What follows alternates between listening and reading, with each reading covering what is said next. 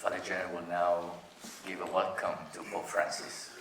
Querido Papa Francisco, en nombre de la Compañía de Jesús, reunida en la 36ª Congregación General, le doy la bienvenida a este encuentro en el aula donde venimos deliberando desde el 3 de octubre de este año. Gracias por haber querido venir a nuestra casa. Este encuentro se produce en un momento crucial del proceso de la Congregación General 36ª. Desde hace una semana, realizado el examen de Status Societatis y la elección del prepósito general, hemos entrado en la etapa de discernimiento sobre los asuntos propuestos por toda la Compañía de Jesús a través de los postulados, las congregaciones provinciales y las comisiones nombradas para adelantar su reflexión.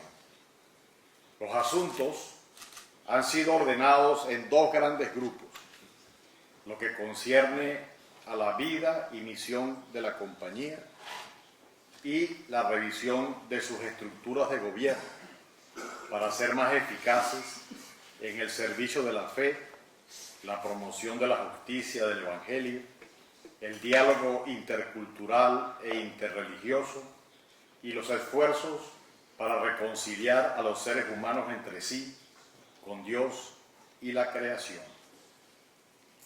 Estamos más que seguros que su presencia entre nosotros realizará para esta Congregación General 36ª el vivo deseo de San Ignacio de Loyola al fundar la Compañía de Jesús de ponerse enteramente al servicio de la Iglesia bajo el Romano Pontífice, Vicario de Cristo en la tierra. Agradecemos profundamente su disposición a dirigirnos su orientadora palabra y profundizar en ella a través de sus respuestas a las preguntas que los miembros de la Congregación General espontáneamente harán. Ellas ayudarán a esclarecer dónde el Santo Padre estima que la Compañía de Jesús puede realizar su mejor servicio a la Iglesia en el actual momento de la historia humana. Bienvenido nuevamente y escucharemos su palabra también con el corazón. Gracias.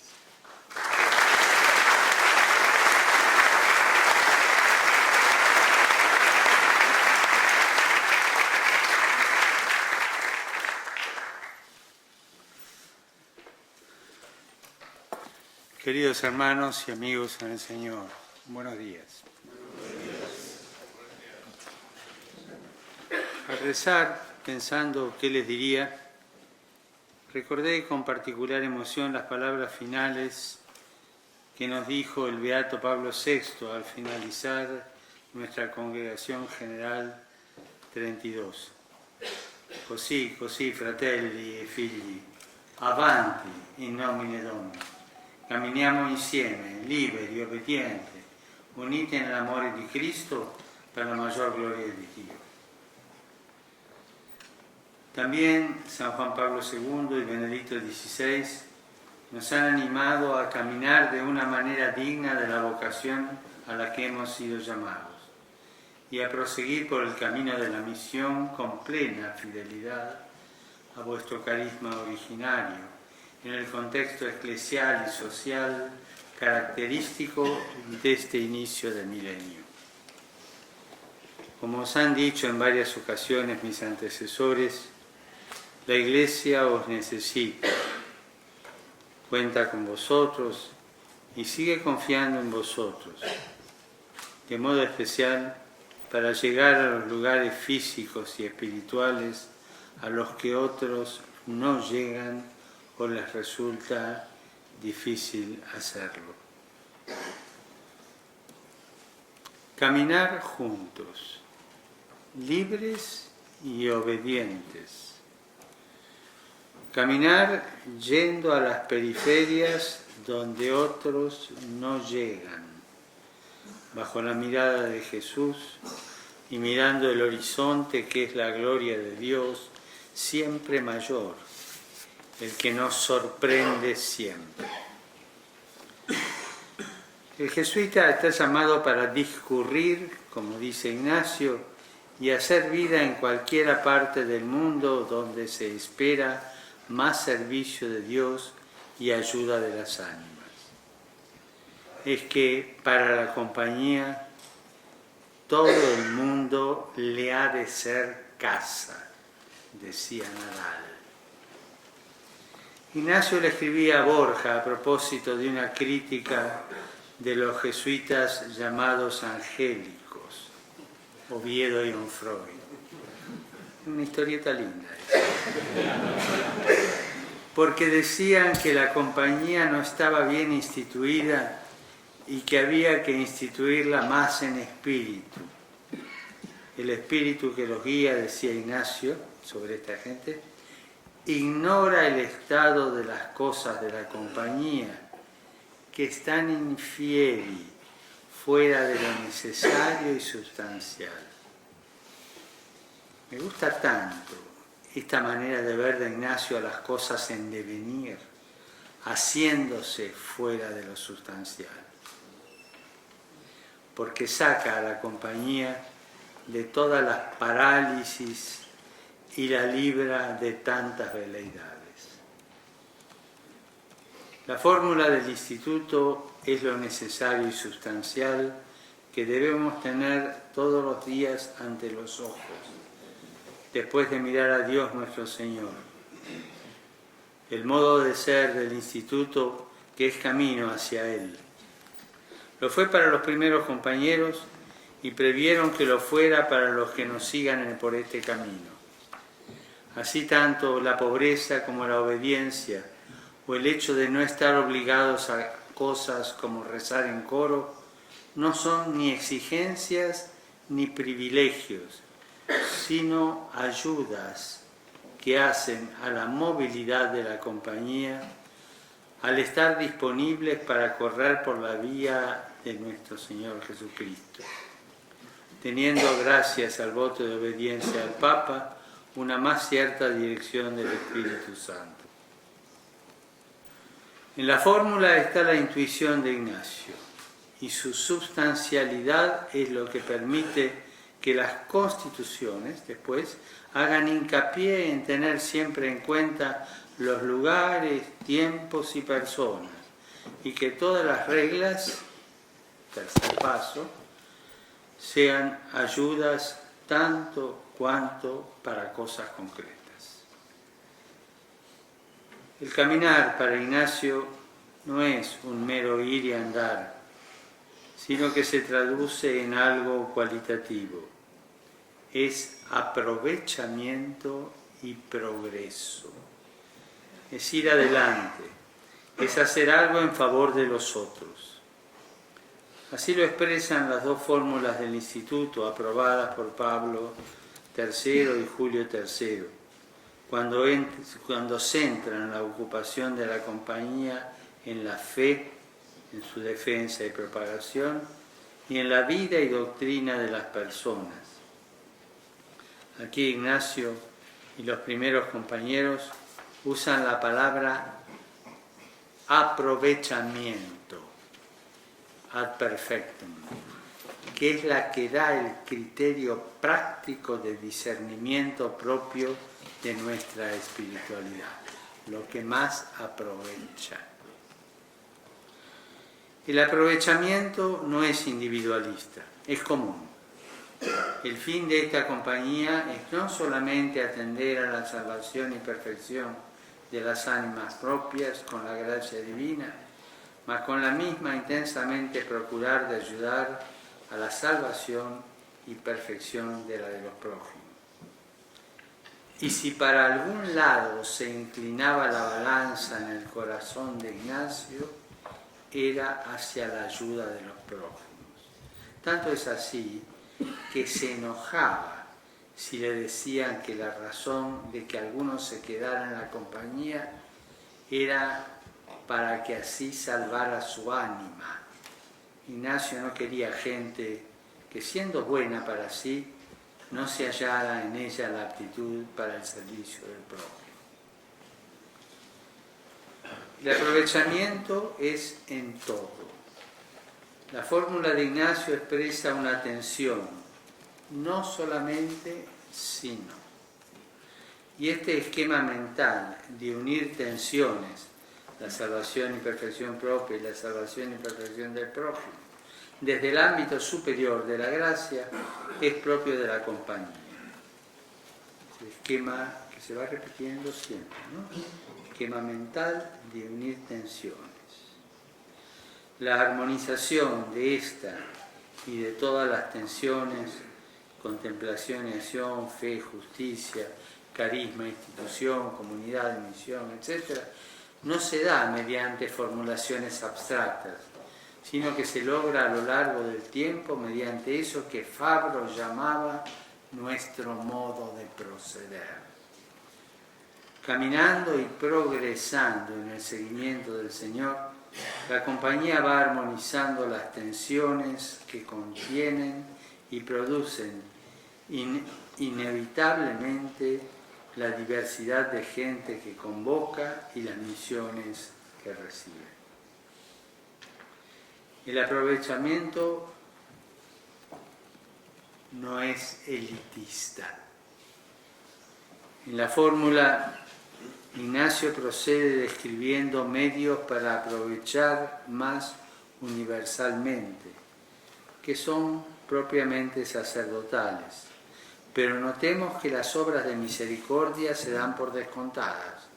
La fórmula dice, sin que eso sea óbice para la misericordia. Las obras de misericordia, cuidado de los enfermos en las hospederías, la limosna mendigada y repartida, la enseñanza a los pequeños, el sufrir con paciencia las molestias, eran el medio vital en el que Ignacio y los primeros compañeros se movían y existían, su pan cotidiano. Cuidaban que todo lo demás no fuera óbice. El aprovechamiento, por fin, es lo que más aprovecha.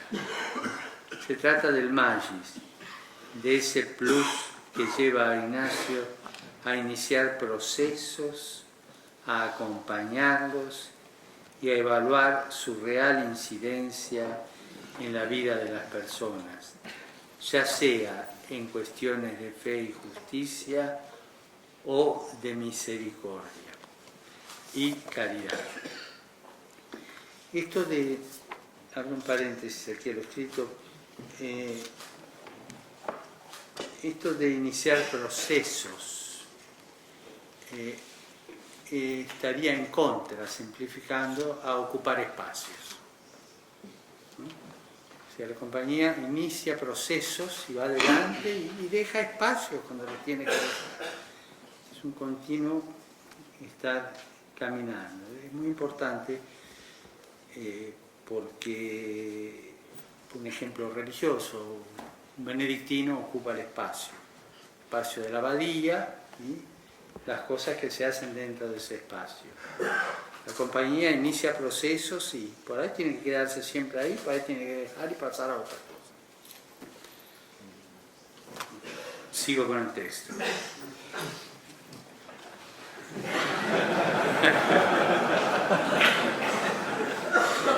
El magis es el fuego, el fervor en acción, que sacude dormideras.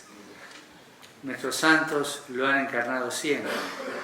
Decían de San Alberto Hurtado que era un dardo agudo que se clava en las carnes dormidas de la Iglesia. Y esto contra esa tentación que Pablo VI llamaba spiritus vertiginis y delibac, mundanidad espiritual. La retoma en el penúltimo capítulo de Meditación sur l'Église de otro, pero la elabora. Tentación que no es, en primer lugar, moral, sino espiritual, y que nos distrae de lo esencial, que es ser aprovechables, dejar huella, incidir en la historia, especialmente en la vida de los más pequeños. La compañía es fervor, decía Nadal. Para reavivar el fervor en la misión de aprovechar a las personas en su vida y doctrina, deseo concretar estas reflexiones en 3 puntos, que, dado que la compañía está en los lugares de misión en que tiene que estar, hacen más bien a nuestro modo de proceder. Tienen que ver con la alegría, con la cruz y con la iglesia. Hay 3 puntos que tienen que ver con la alegría, con la cruz y con la iglesia, nuestra madre. Y miran estos 3 puntos que voy a proponer a dar un paso adelante, quitando los impedimentos que el enemigo de natura humana nos pone cuando vamos en el servicio de Dios de bien en mejor subiendo. Primero de estos 3 puntos, pedir insistentemente la consolación. Siempre se puede dar un paso adelante en el pedir insistentemente la consolación. En las 2 exhortaciones apostólicas y en Laudato Si, he querido insistir en la alegría. Ignacio en los ejercicios nos hace contemplar a sus amigos el oficio de consolar, como propio de Cristo resucitado. Es oficio propio de la compañía consolar al pueblo fiel y ayudar con el discernimiento a que el enemigo de natura humana no nos robe la alegría de evangelizar, la alegría de la familia, la alegría de la iglesia, la alegría de la creación. Que no nos la robe ni por desesperanza ante la magnitud de los males del mundo y los malentendidos entre los que quieren hacer el bien, ni nos la reemplace con las alegrías fatuas que están siempre al alcance de la mano en cualquier comercio. Este servicio de la alegría y de la consolación espiritual arraiga en la oración. Consiste en animarnos y animar a todos a pedir insistentemente la consolación a Dios. Ignacio lo formula de modo negativo en la 6ª regla de primera semana, cuando dice que mucho aprovecha el intenso mudarse contra la misma desolación, instando en la oración. Aprovecha porque en la desolación somos muy para poco, dice. Practicar y enseñar esta oración de pedir y suplicar la consolación es el principal servicio a la alegría. Si alguno no se cree digno, cosa muy común en la práctica, al menos insista en pedir esta consolación por amor al mensaje, ya que la alegría es constitutiva del mensaje evangélico. Y pídala también por amor a los demás, a su familia y al mundo. Una buena noticia no se puede dar con cara triste. La alegría no es un plus decorativo, es índice claro de la gracia. Indica que el amor está activo, operante, presente. Por eso el buscarla no debe confundirse con buscar un efecto especial que nuestra época sabe producir para el consumo, sino que se la busca en su índice existencial, que es la durabilidad. Ignacio abre los ojos y se despierta al discernimiento de los espíritus al descubrir esta distinta valencia entre alegrías duraderas y alegrías pasajeras. El tiempo será lo que le da la clave para reconocer la acción del Espíritu. Y aquí me salgo del texto otra vez, que quisiera señalar algo. Una de las expresiones de la alegría honda es el sentido del humor. Y creo que es una gracia que tenemos que pedir. a mi entender, la gracia, más que gracia, la actitud humana más cercana a la gracia divina, la actitud humana más cercana a la gracia divina es el sentido del humor. Así que hay que seguir pidiéndolo.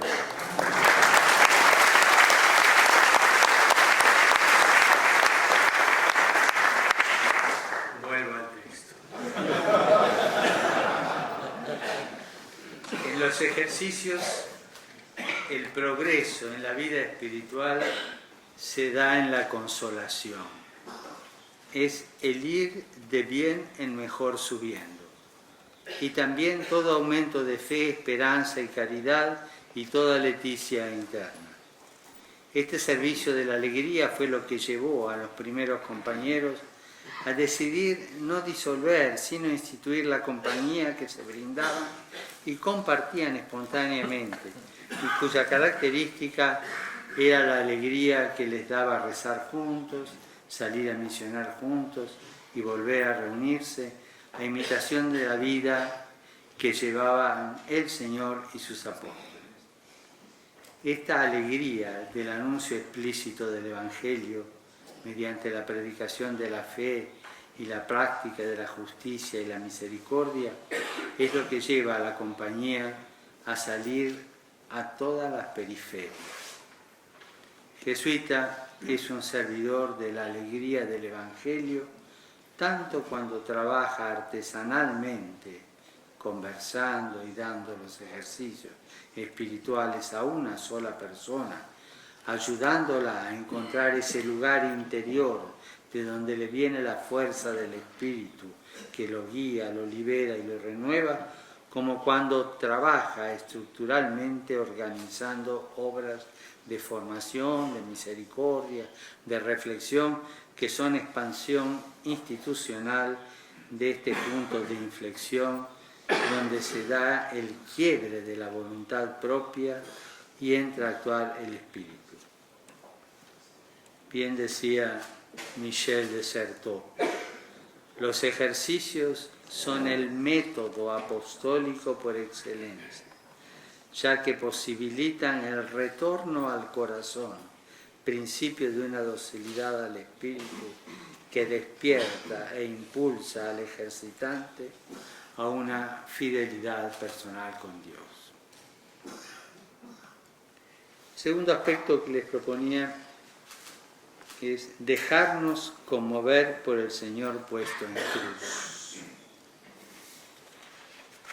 Siempre se puede dar un paso más en el dejarnos conmover por el Señor puesto en cruz, por Él en persona y por Él presente en tantos hermanos nuestros que sufren, la gran mayoría de la humanidad. El padre Arrupe decía que allí donde hay un dolor, ahí está la compañía, o al menos tiene que estar. El jubileo de la misericordia es un tiempo oportuno para reflexionar sobre los servicios de la misericordia. Lo digo en plural porque la misericordia no es una palabra abstracta, sino un estilo de vida que antepone a la palabra los gestos concretos que tocan la carne del prójimo y se institucionalizan en obras de misericordia. Para los que hacemos los ejercicios, esta gracia por la que Jesús nos manda que nos asemejemos al Padre, comienza con ese coloquio de misericordia que es la expansión del coloquio con el Señor puesto en cruz por mis pecados. Todo el segundo ejercicio es un coloquio lleno de sentimientos, vergüenza, confusión, dolor y lágrimas agradecidas, viendo quién soy yo, disminuyéndome, quién es Dios, engrandeciéndolo, que me ha dado vida hasta ahora, quién es Jesús colgado en la cruz por mí. El modo como Ignacio vive y formula su experiencia de la misericordia es de mucho provecho personal y apostólico y requiere una aguda y sostenida experiencia de discernimiento. Decía nuestro padre Borja, yo para mí me persuado que antes y después soy todo impedimento, y de esto siento mayor contentamiento y gozo espiritual en el Señor nuestro, por no poder atribuir a mí cosa alguna que buena parezca. Ignacio vive pues de la pura misericordia de Dios hasta en las cosas más pequeñas de su vida y de su persona, y sentía que cuanto más impedimento él ponía, con más bondad lo trataba el Señor. Tanta era la misericordia del Signore e tanta la copia della soavità e dolcezza della grazia sua con esso, lui, che quando egli poi desiderava d'essere in questo mondo castigato, tanto più benigno era il Dio e con abbondanza maggiore spargeva sopra di lui i tesori della sua infinita libertà.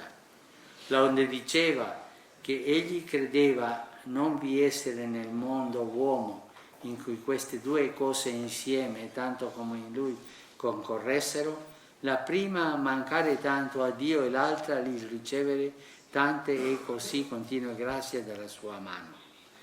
Este es el documento italiano de Rivadeneira de la vida porque no encontré la edición castellana. Al formular Ignacio su experiencia de la misericordia en estos términos comparativos, cuanto más sentía faltar al Señor, más se extendía a Él en darle su gracia, libera la fuerza vivificante de la misericordia que nosotros muchas veces diluimos con formulaciones abstractas y condiciones legalistas. El Señor, que nos mira con misericordia y nos elige, nos envía a hacer llegar con toda su eficacia esa misma misericordia a los más pobres, a los pecadores, a los sobrantes y crucificados del mundo actual que sufren la injusticia y la violencia. Solo si experimentamos esta fuerza sanadora en lo vivo de nuestras propias llagas con nombre y apellido, como personas y como cuerpo, perderemos el miedo a dejarnos conmover por la inmensidad del sufrimiento de nuestros hermanos y nos lanzaremos a caminar pacientemente con nuestros pueblos, aprendiendo de ellos el modo mejor de ayudarlos y servirlos. El tercer punto, hacer el bien de buen espíritu sintiendo con la Iglesia. Siempre se puede dar un paso adelante en hacer el bien de buen espíritu, sintiendo con la Iglesia, como dice Ignacio. Es también propio de la compañía el servicio del discernimiento del modo como hacemos las cosas. Fabro lo formulaba pidiendo la gracia de todo el bien que pudiese realizar, pensar, organizar, se haga por el buen espíritu y no por el mal.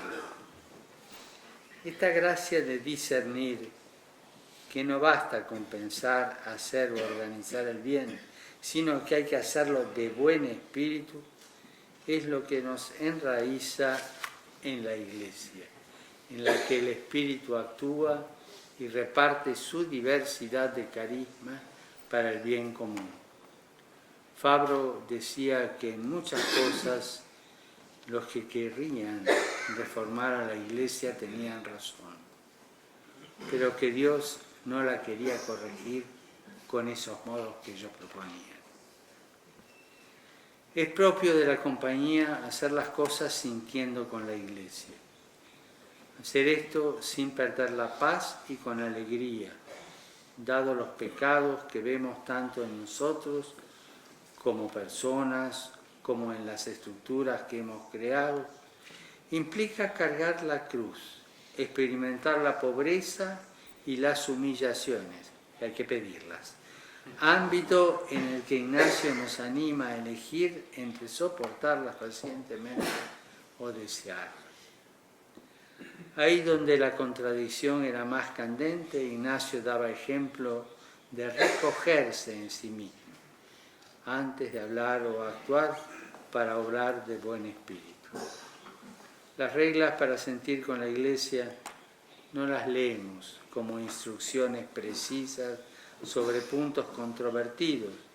Alguno podría resultar extemporáneo, sino ejemplos donde Ignacio invitaba en su tiempo a hacer contra al espíritu antieclesial, inclinándose total y decididamente del lado de nuestra Madre la Iglesia, no para justificar una posición discutible, sino para abrir lugar a que el Espíritu actuara a su tiempo.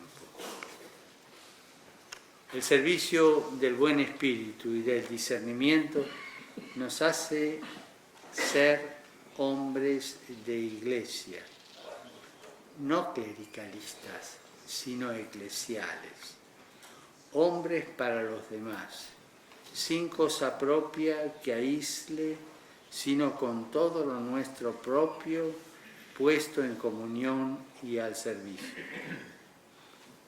No caminamos ni solos ni cómodos, caminamos con un corazón que no se acomoda, que no se cierra en sí mismo, sino que late al ritmo de un camino que se realiza junto a todo el pueblo fiel de Dios. Caminamos haciéndonos todo a todos con tal de ayudar a alguno.